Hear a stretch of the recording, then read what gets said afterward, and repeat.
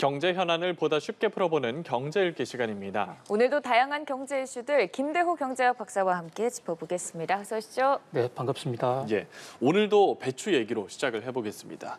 일부 대형마트에서는 배추가 오전 중에 동이 나기도 했거든요.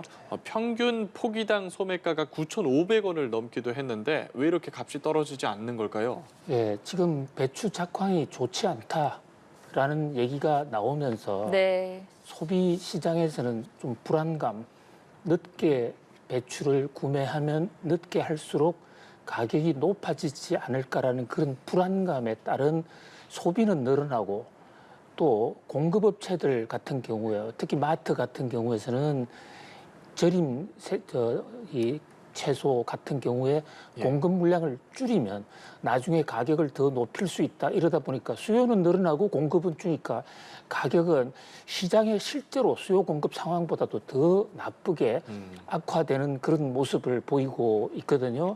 이런 대목에서는 좀 농수산 당국이 배추 가격이 확실하게 안정될 수 있다는 그런 강력한 시그널을 주는 것이 무척 중요하다 이렇게 볼 수 있겠습니다.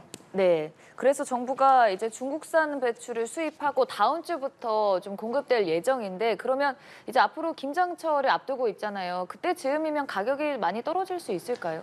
예, 지금 중국으로부터 긴급 수입하는 배추 물량이 지금 도착을 했어요. 네. 1차분이 16만 톤, 그리고 매일 같이 추가적으로 이 도입량을 늘립니다.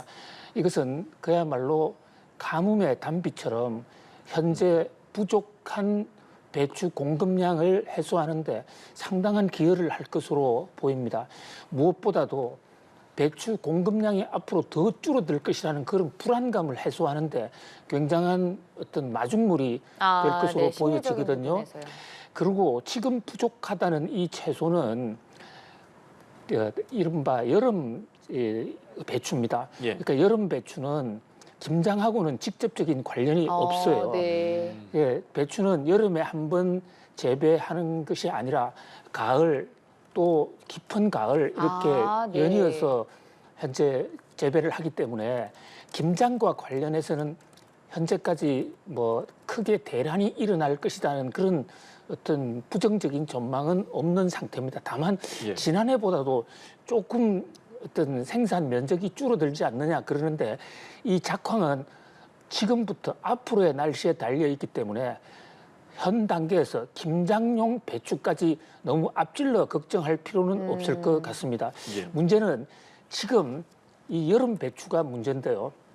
이 여름 배추는 결국 중국산을 긴급하게 도입하고 또 정부가 도입하는 것이 16톤 들어왔습니다마는 민간 기관도 배추를 도입했을 경우에 관세를 한 푼도 받지 않는 이른바 할당 관세를 지금 적용하고 있거든요.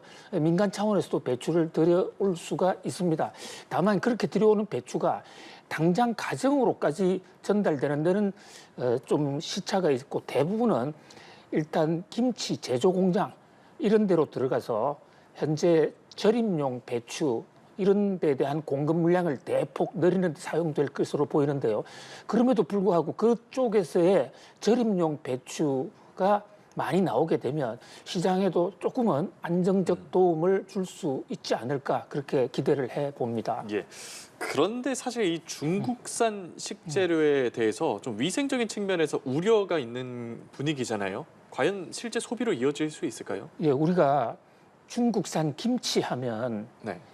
이 소위 말하는 그 몸으로 옷을 벗어서 몸으로 김치에다가 그 양념을 바르는 그 장면, 예. 그 장면 보도된 바가 있죠. 생각나시죠? 예.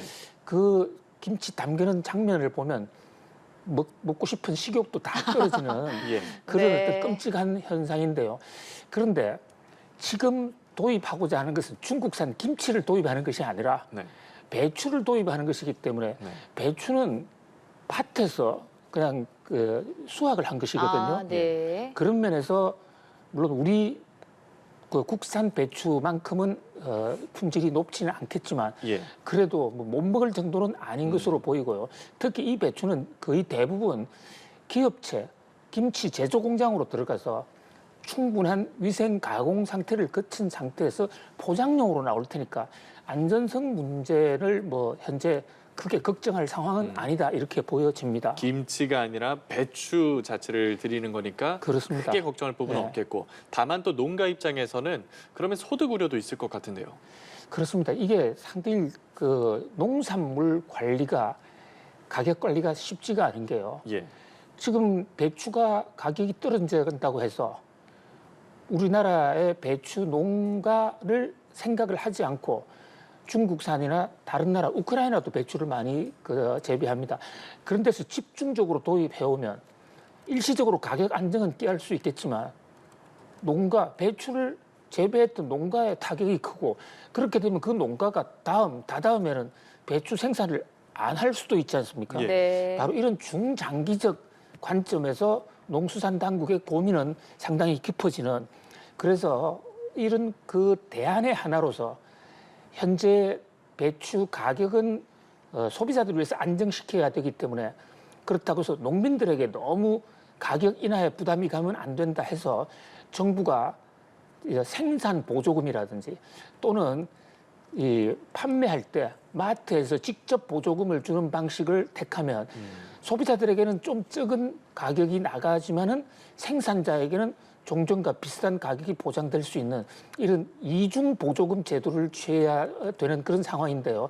뭐 그만큼 간단치가 않고 복잡합니다만은 현재로 정부 입장에서도 농민들에게 피해는 없애야 되겠다. 네. 물론 소비자들에게도 가격 폭등을 막아줘야겠다는 두 가지 토끼를 한꺼번에 잡아보겠다. 이런 지금 자세로 움직이고 있는 것으로 보여집니다. 네, 알겠습니다. 좀 다른 얘기도 해보겠습니다. 메모리 반도체 기업이죠. 마이크론이 호실적을 발표를 했습니다. 발표하면서 다음 분기까지도 기록적인 매출을 좀 기록할 것이다. 자신감을 드러냈거든요. 박사님께서는 어떻게 평가하세요? 예, 이게요. 마이크론이라는 회사, 우리나라 회사도 아닌데 왜 이렇게 한국 반도체가 미국 반도체 회사인 마이크론의 실적에 일희일비 큰 관심을 갖느냐면요. 예. 마이크론의 생산 구조가 한국의 삼성전자나 또 SK 하이닉스하고 전 세계 반도체 회사 중에서 가장 비슷합니다. 네. 여기다가 마이크론이 먼저 실적을 내고 있기 때문에 마이크론의 실적은 곧 삼성전자나 네. 우리 그 SK 하이닉스의 선행 지표다 이렇게 볼 수도 있고요. 또 하나 변수가 있습니다. 최근에 모간 스탠리라고 하는 미국의 유명한 투자은행 IB가 이제 메모리 반도체는 겨울이 온다. 예. 그래서 수요가 굉장히 줄고 공급 과잉이 되기 때문에 반도체 회사들 엄청 어려울 것이라는 그런 보고서가 나온 지 한 일주일여가 지났어요. 네. 그런 와중이었기 때문에 그 와중에 반도체 회사가 실제로 실적을 발표하니까 정말로 모간 스탠리의 우려대로 겨울이 왔나 하고 주가도 많이 떨어지고 투매도 많이 있었습니다. 그런데 마이크론 실적을 보니까 생각보다 더 좋거든요. 네. 그러니까 무슨 겨울은 도로 여름 아주 반도체 열기가 뜨끈뜨끈 달아오르는 거 아니냐. 이러다 보니까 주가가 굉장히 올랐습니다. 예. 근데 모간 스탠리 입장에서는 우리가 반도체 겨울이 온다고 한 것은 이 4분기나 내년 초가 아니고 내년 후반부 정도에 경기 침체가 올 것이라고 경고한 것이다. 네. 그러니까 반도체 겨울이 오는지 안 오는지는 내년에 가봐야 아는 것이지 아직까지 지금 속단하기는 어렵다. 예. 이런 서로 엇갈린 반응을 내어놓고 있는 상황입니다. 알겠습니다. 우리 증시에서도 반도체 기업 주가가 덩달아 크게 올랐거든요. 이게 마이크론발 훈풍 영향일지 그리고 지금 같은 분위기가 이어진다면 반도체 수출 성적에 대한 기대감을 좀 더 키워봐도 될지요? 그렇습니다. 이 세계에서 반도체 의존 비율이 가장 높은 나라가 한국입니다. 우리는 전체 제조업 GDP의 거의 40% 이상을 반도체로 거둬 올리고 있고 또 특히 경쟁력 면에서는 전 세계에서 반도체 상대적 경쟁률이 한국이 세계 제1위거든요. 그런 면에서 한국 경제는 반도체가 잘 되어야 뜰 수 있다. 뭐 그렇게 볼 수가 있습니다. 예. 그런데 마이크론발 반도체 겨울이 아니라 다시 여름이 될지도 모른다라는 그런 호실적이 나오면서 우리 시장에서도 삼성전자, SK 하이닉스가 어저께는 굉장히 주가가 많이 올랐더랬습니다. 그러나 최근 한 2달간 반도체 겨울 논쟁 때문에 주가가 많이 떨어졌기 때문에 예. 올라도 지금 삼성전자 같은 경우에 아직도 6만 4천 원, 이 삼성전자 한때 10만 원대까지 갔던 거거든요. 네. 뭐 그런 데 비한다면 아직도 부진하고 SK 하이닉스도 좀 올랐습니다만 최고치에 비하면 상당히 부족한 상태입니다. 자, 이 우리나라 반도체 회사들은 지금 인공지능과 관련해서 전 세계의 인공지능 관련 반도체는 지금도 잘 되고 있어요. 그런데 우리나라 반도체는 인공지능 반도체를 직접 생산하는 것이 아니라 대부분 메모리를 하다 보니까 메모리 반도체 수요와 상관관계가 높은데 그런 면에서 앞으로 우리나라의 기술 개발, 특히 인공지능과 관련된 HBM이라는 고대역 반도체, 그건 메모리이면서 인공지능과 연관이 되어 있는 부분입니다. 그 대목은 지금 한국이 사실상 시장을 석권하고 있거든요. 그 대목에서 좀 더 기술 개발을 해서 타의 추종, 그러니까 2차, 3차 경쟁자가 따라오지 못하도록 초격차를 내는 것이 한국 반도체 산업의 성패를 좌우하는 매우 중대한 요소다. 결국은 기술이 생명의 요체다. 이렇게 볼 수 있겠습니다. 네, 뭐 삼성전자 얘기를 좀 해주셨으니까 이 질문도 드려볼게요. 지금 삼성전자에서 이른바 젊은 피라고 하죠. 20대 직원들이 눈에 띄게 줄고 있다라는 분석이 나왔습니다. 이 고령화 시대의 영향을 기업들이 좀 직접적으로 받는 모습이에요. 그렇습니다. 이 삼성전자 하면 꿈의 직장인데요. 삼성전자의 20대 직원 숫자 비율이 계속 준다. 물론 노년층, 장년층이라 해서 능력이 부족한 것은 아님 단적으로 단정할 수는 없습니다만은 그래도 회사의 미래는 젊은이들이 새로 계속 신진대사가 많이 이루어지면서 새로운 기술 또 새로운 바람을 좀 몰고 와야 되는데 지금 한국의 대표적인 기업이라는 한국 코스피에서도 대장주, 지금 그래픽에 한번 보시면요. 네. 20대 이하의 비중이 2010년만 해도 절반이 훌쩍 넘었습니다. 네. 그런데 이게 어찌된 일인지 2023년에는 27%로 뚝 떨어졌습니다. 거의 절반 가까이 떨어졌네요. 그렇습니다.